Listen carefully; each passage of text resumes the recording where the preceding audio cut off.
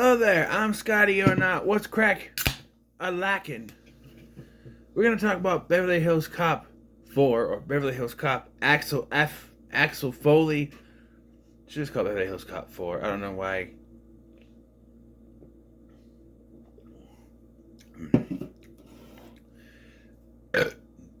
Excuse me. So for most fans of this franchise, this was a long time coming. I'd heard about this. I reviewed the movies back.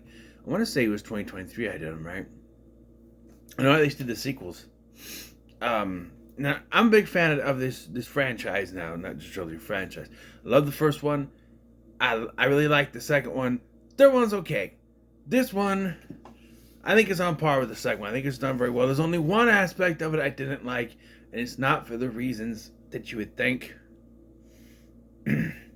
But it's Axel Foley. He's back. He's still in Detroit, despite that this film series is always confusing me. It's called Beverly Hills Cop, and our main character is not a Beverly Hills Cop. He's always in Detroit, and I thought, oh, maybe he's finally a Beverly Hills Cop. He's in Beverly Hills. No, he's still in Detroit, and I don't know. I don't get that. I guess I just don't get the title. But you got all your favorite characters back. You get, Eddie Murphy's back as Axel Foley. You have John Ashton returning as now Chief Taggart of the police department in Beverly Hills, despite the fact that he retired before the character retired before the third one, excuse me, and now he's just back. The excuse they give is that he got remarried to his wife. So now he needed an excuse to get out of the house. Oh, it sounds like that. Really good. Judge Reinhold is back as Detective Billy Rosewood. He's not a detective anymore, but wasn't he the chief before? Or was he captain? He's Captain Billy Rosewood. And you have two more characters. You got Paul Reiser. Paul Reiser, of course, returning to his role of Fred. There's something like that. I don't know his name. He's there. He's not there. Who knows? He's in the beginning. He's at the end. That's it. That's my Paul Reiser impression. Thank you very much. But no, Paul Reiser reprises his role as Axel's friend from Detroit, the other cop. And of course, no Beverly Hills Cop movie can be complete without Serge. Get the fuck out of here. No, I cannot. Yes. And yeah, Brad Pinchot does have a cameo. I don't know if it's necessarily needed, but yeah. So Axel Foley, he finds out that his daughter, we'll get into it, is in trouble, so he goes to Beverly Hills, where she is a lawyer. She's working on a case where her client is on trial for supposedly killing a cop, but he claims he did not. That he was working undercover with the cop, and he killed the cop, something like that. And Axel has to go help her out. So I'm going to tell you right away my biggest issue with this. It's the daughter. And it's not my usual, why do you have to have the character? Where can we follow the actual main character? Why we got to follow their children? It's not that. The original idea for this what would have made me go on a rant, but because the original idea was they were going to produce a fourth film that turned into a TV series about Axel Foley's son, played by Brandon T. Jackson, as a cop. That fell through, thank fucking God, because I'm sorry, no. And there was another script floating around beforehand back in 2009 that was outright rejected. And then they kept saying, we're going to work on it. Turned into a TV series. That was rejected. And then they went back to working in a movie. It got sent to Netflix instead of theaters. I finally have a chance. I got access to Netflix again, so I finally got a chance to watch it. And I almost forgot about it. I'm watching people's top 10 of the year. What was it? Cody Leach did a top 10 surprising movies of the year, and that popped up, and I went, oh yeah, that did come out, didn't it? So I'm like, yeah, so I checked it out. Yeah. So, yeah, but the problem with the daughter is not that the character has a daughter, although The character itself is necessary, but it's not necessary for it to be his daughter. Let me explain. The character is a lawyer. It would be perfectly, you know, would work perfectly if they just change the script a little bit. Billy is working with his partner, which would be Abbott, which is Joseph Gordon-Levitt's character. Let's say they're partners, and Abbott is worried that his girlfriend, the lawyer, is going to be in trouble. Billy calls Axel to check in on him, to see what's going on, and tells him about his current case. And maybe Axel hears something happen to Billy.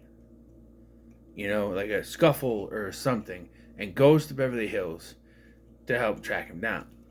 Right? He talks to the lawyer. Because you gotta change the reason why he's there. Because the whole reason he goes there is because it's his daughter.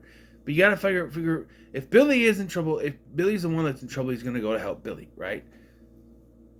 That sort of thing. And that's another problem I have, is that Billy is barely in this. He's at the beginning, and then the whole movie is spent trying to find him, and he's at the end. That's it. You know, there's that scene where, you know, it's taken from the classic scene where Axel gets in their car and is talking to them. That's literally the end of the movie. That is literally the end of the movie. It's not really a spoiler because there's not real spoilers in that, but yeah, Billy is barely in this, and that's a bit of a negative for me because I like the character of Billy Rosewood from the original movies. You know, it's good to see all the characters back. This was a throwback in so many ways. There's so much nostalgia in this fucking movie. The soundtrack recycles pretty much every song from the first two movies. You know, the heat is on. The heat is on. Break down, shake down. You busted. Doing the neutron dance. Yeah, all the. In the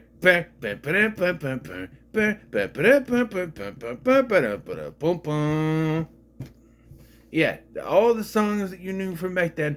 There's a few new ones put in there, but it just like playing the greatest hits of Beverly Hills Cop, really. Yeah. Back to the doll. The main reason I don't like the daughter situation, it's a daughter, not doll. Daughter situation is that all it amounts to is it's like he's trying to reconnect with her, but all she does is bitch, right? That's it.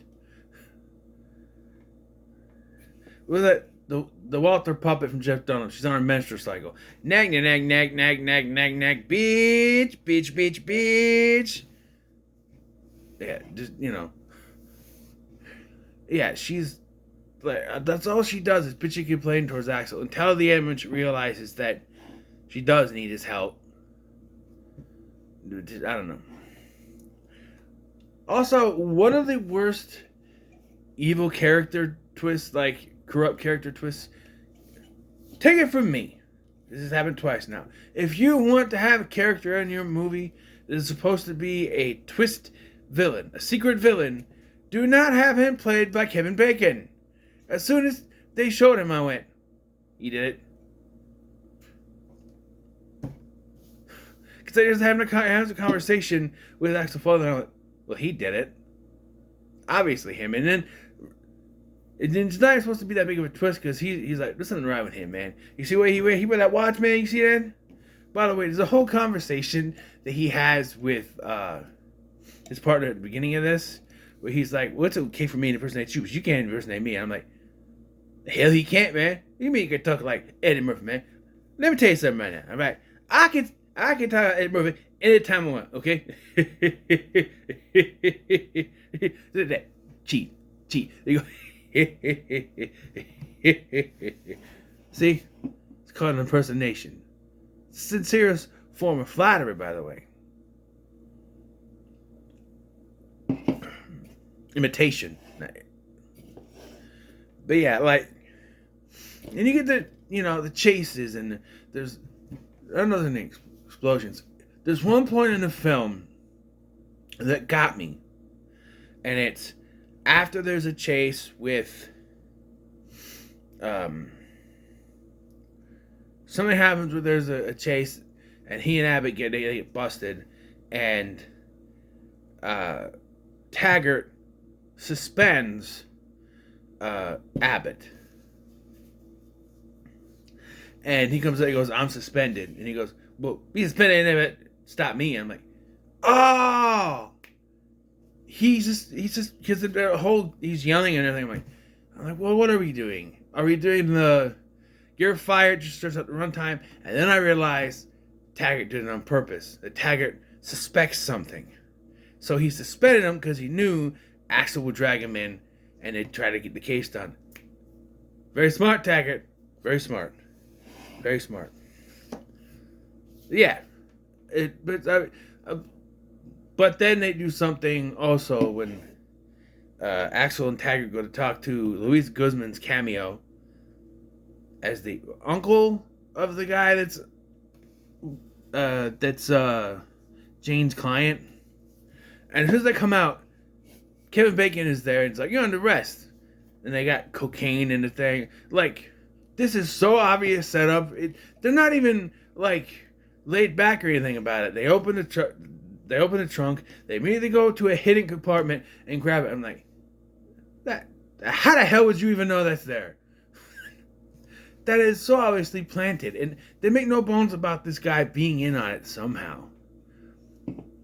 The scene with Serge is also funny, yet it does feel like it comes out of nowhere. It feels like its own little segment for something. I'm not even sure what they were doing. There's some kind of mansion pretend that Jane and Abbott are a married couple and he's also looking for, I don't know what that leads to. Some kind of magic. I don't know what that was supposed to be, but as fun as it was to see Bronson Pinchot back, I don't know that maybe they could have worked him in better.